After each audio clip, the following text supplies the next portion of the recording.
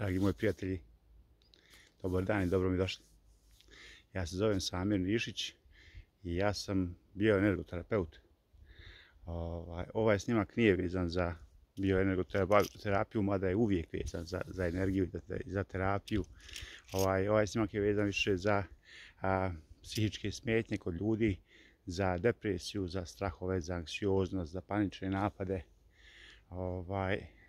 Traže se lijekovi, za te stvari ne postoji lijek ni za anksioznost, ne postoji lijek ni za panične napade, ne postoji lijek, zvanični lijekovi, ni za depresiju. Antidepresivi nisu lijek, to sam ponovio 1000 puta, a sedativi nisu lijek, to su stvari koje blokiraju mozak. Znate kako? Lijek je upravo ovdje. Znači, dakle, ovdje, ljudi, u prirodi. Lijek je u kontaktu sa prirodom. Šetnja kroz šumu, kroz prirodu, pored vode, po mogućstvu bez obuće na nogama, da bi imali kontakta sa zemljom.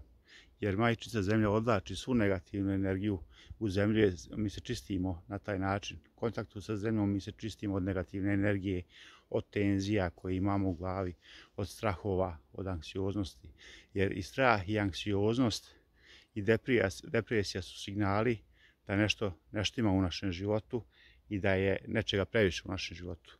A kod nas je previše te urbane sredine, tog udaljavanja od prirode, tog opterećenja raznoraznim informacijama sa raznih medija, sa društvenih mreža, opterećenje novom tehnologijom, novim tehnikama, videoigricama. Dakle, ljudi moji, izađite iz kuće i šetajte. Hodajte kroz prirodu, bosi, sjedite na zemlju, imajte kontakta sa zemljom. Ne ujeda, vjerujte mi, ja redovno šetam, redovno hodam bos, tako da vjerujte mi, prelijepo je i uživancija je. Dakle, i budite mi veseli i raspoloženi, molim vas. Pozitivna energija, znači samo podižite vašu frekvenciju na gore. Ako frekvencija pada na dole, ulazite u depresiju, ulazite u bolesti. Dakle, samo podižite frekvencije. Sekiracija i briga ne pomažu da se riješe problemi. To znate, to sam već rekao. Dakle, pozitiva. Puno vas pozdravljam i volim i dobro mi došli u prirodu. Živjeli!